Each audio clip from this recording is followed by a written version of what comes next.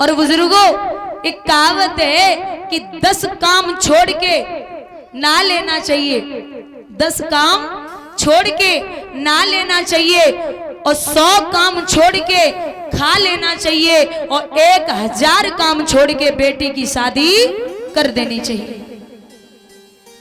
अगर बेटी सुशील है, संस्कारी है, अच्छे रास्तों पे चल रही है, तो आप रुक जाइए, और जरा भी आपको लग रहा है कि गलत रास्ते पर जा रही है तो बेटी का विवाह कर दो।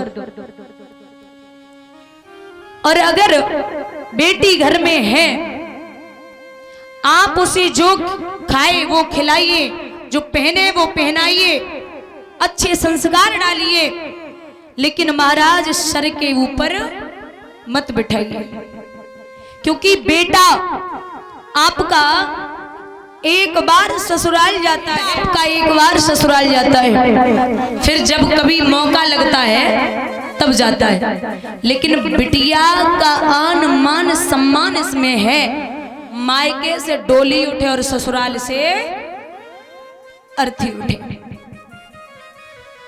आप बेटी को वो संस्कार दीजिए जो पराए घर जाकर के उसे सिखाइए कि अगर पराए घर जाए तो लोगों से अच्छे से पेश आए, अच्छा व्यवहार करे और बड़ों का सम्मान करे। एक सेठ के यहाँ एक लड़की ने जन्म लिया, परीक्षित। जब तक वो छोटी रही तब तक कोई 2 बातें कहता 4 पकड़ा देती, कोई 4 बातें कहता 6 पकड़ा देती। अच्छा, जब बच्चा छोटा होता है तो गाली भी दे तो लगती है, लेकिन वही बड़ा होके अगर गालियां दे तो फिर गोली की जरूरत नहीं होती। अब आदत तो यही बिगाड़ती है, ले ला, ले दूध पी ले, और जल्दी जल्दी बड़े हो जा, फिर पापे मारियो, ले ला थोड़ो और रहेगो जू और पी ले, फिर बड़े हो जाना तो चाचा को मार लगाई दिए। यही सिखाएंगी तो बड़े होके वही करेंगे। बेटी 2 बातें कहती तो अगर कोई सामने खड़ा है, अगर उसने जवाब दे दिया तो उसकी जगह 4 पकड़ा देती। धीरे धीरे बड़ी हुई तो सेठानी ने कहा, महाराज लाडो शादी के योग्य हो रही है, आप इसे समझाओ कि ये बात बात पे किसी को जवाब न दे। लेकिन बंधुओं, सेठ जी बड़े घमंडी थे, धन का घमंड था। बोले पागल हो गया, अरे मेरी बेटी पराए घर जाएगी, मैं नौकर भेज दूंगा, उसे काम भी नहीं करना पड़ेगा, तुम व्यर्थ चिंता कर रही हो। बिटिया की शादी कर दी। अब बुजुर्गों, जब शादी की, रात्रि भर बिटिया ने ससुराल में काटी, सुबह सुबह फोन आ गया, पिताजी हमें ले जाओ, पिताजी हमें ले जाइए। पिताजी बोले शाम को तो भेजो ही है। और सुबह सुबह क्या बात है, इतनी जल्दी क्या हो गया?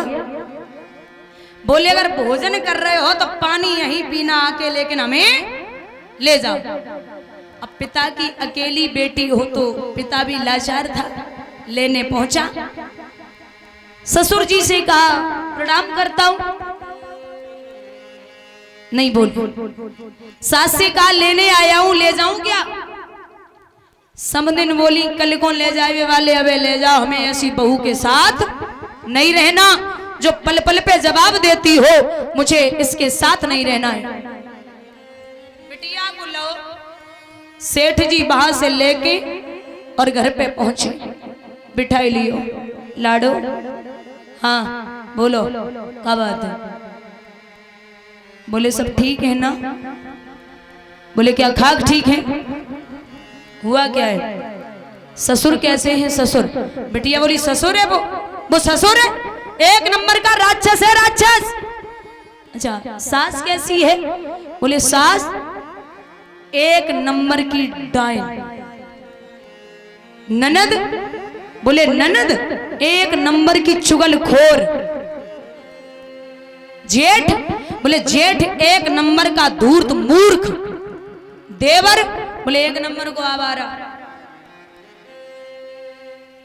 अच्छा सब बेकार है? बोले हाँ। पति कैसा है? पति बिटिया बोली 1 नंबर को यमराज।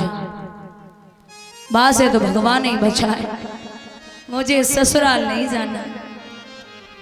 सेठ जी समझ गए कि खराबी उनमें ना है, खराबी हमारी परवरिश में है, हमने तुम्हें संस्कार गलत दे दिए।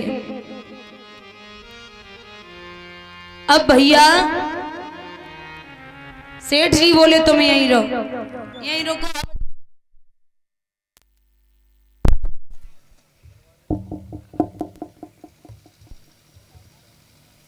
सेठ जी बोले तुम यहीं रहो, यहीं रुको, हम यही सोचेंगे कि हमारे 2 बेटा पैदा भई। लेकिन परीक्षित बिटिया अगर शादी के बाद 10 दिन से ज्यादा अगर मायके में रुके ना तो पड़ोसी बातें करने लगते।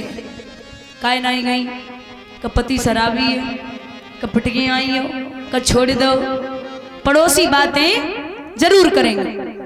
भैया अच्छा है शायद किसी का घर बस जाए।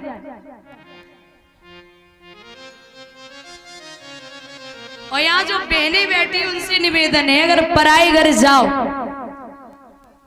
या पहुंच चुकी हो तो अगर सास कुछ बोल दे, ससुर कुछ बोल दे तो बर्दाश्त करना सीख लेना। ऐसो मत करियो कि सास अगर लड़ जाए तो सवेरे ही फोन लगा लो मम्मी को और शाम तक काटो ही मत। छोटी पूरी लड़ाइयां घर में होती रहती हैं, पल पल पे खबर मत दिया करो मायके में कि आज ये हुआ आज वो हुआ, क्योंकि जिंदगी तुम्हें वहां काटनी है, मायके में नहीं काटनी। गुजारा आपका वहां होगा। हाँ अगर कोई बहुत बड़ी बात हो रही है तो आप मायके में बता सकती हो, अगर छोटी पूरी बातें हैं तो आप पल पल पे आप मायके में खबर न पहुंचाएं। माँ बाप को भी चिंता होती है।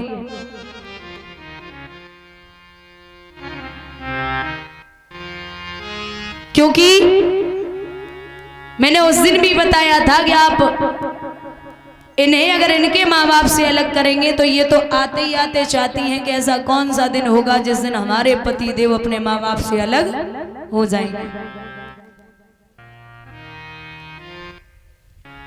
बंधुओं, मैया बार बार समझाती है बेटी को, लाडो मैंने तुझे पहले ही समझाया था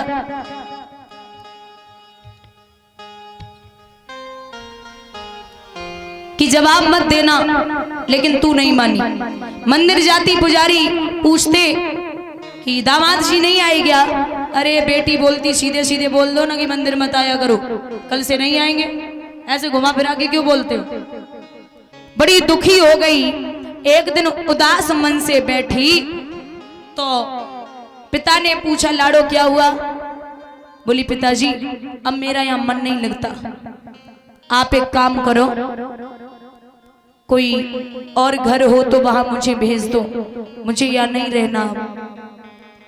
सेठ जी बोले तुम तो पागल हो, हमारे नगर में एक महात्मा आए और उन महात्मा ने हमें मंत्र दो है, अगर जब मंत्र को जाप तुम कर लियो तो तुम्हारी ससुराल तुम्हारी मुट्ठी में आ जाए।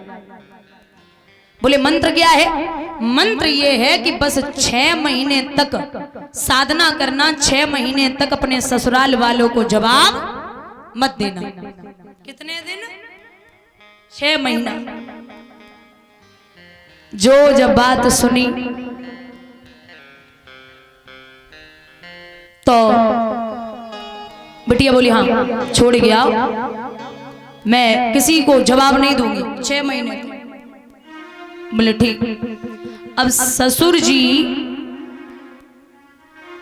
सेठ जी छोड़ने के लिए पहुंचे, ससुर ने देखा वो तो बिना बुलाए पहुंची है। ससुर जी बोले फिर आ गई कल वो ही?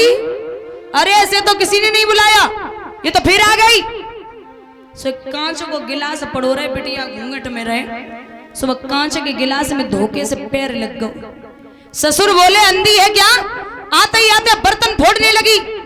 बिटिया ने बाप को चेहरा देखो और मन में विचार करो, बस 6 महीना रुक जाओ जी, तुम्हें घोपड़ी में न भोरो तो हम कोई का बस तुम्हें हम 6 महीना जवाब ना दे सकते। सुबह सुबह उठी, सासू के पैर दबाई रही, बढ़िया काम पूरे घर का करती, बर्तन कपड़े धुलना, पूरे घर की साफ सफाई करना, सबका ख्याल रखती। 1 महीना बाद सासू ने चाबी निकाली और बहू को दे दे। बहू बोली लाओ मम्मी जी, जाके लाए तो कितने पापड़ वेले, ला दे। समय बीतो, रक्षाबंधन के दिन भैया लेवे को पहुंचो।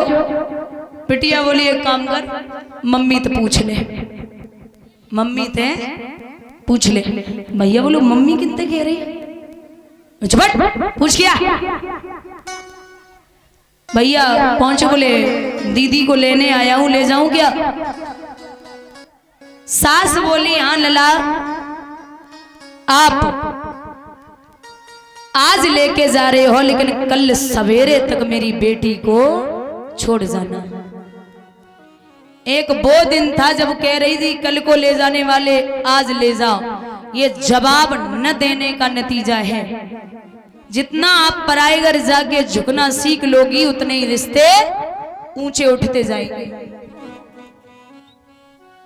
एक कहावत है कि जितना बेटियां नजर झुका के चलती हैं, जितना बेटियां नजर झुका के चलती हैं, उतने ही उनके भाई और बाप नजर उठा के चलते हैं। बोलिए गोविंद भगवान की।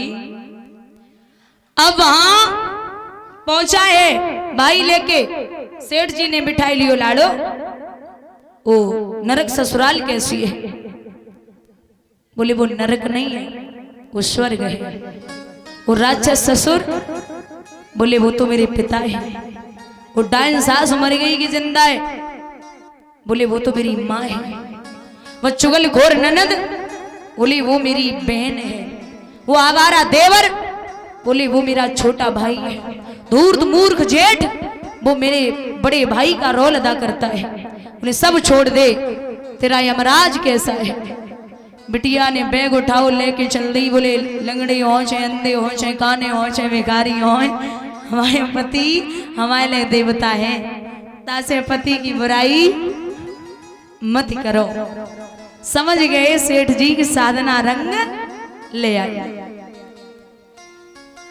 समझाया था कि 6 महीने तक जवाब मत देना।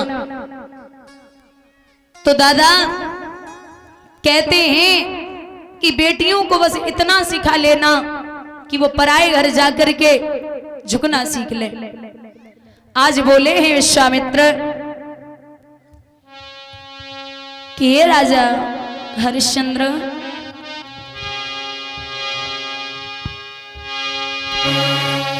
अंगना में बिटिया कुआरी है मेरे भोले राजा, हाथ पीले करवा दे।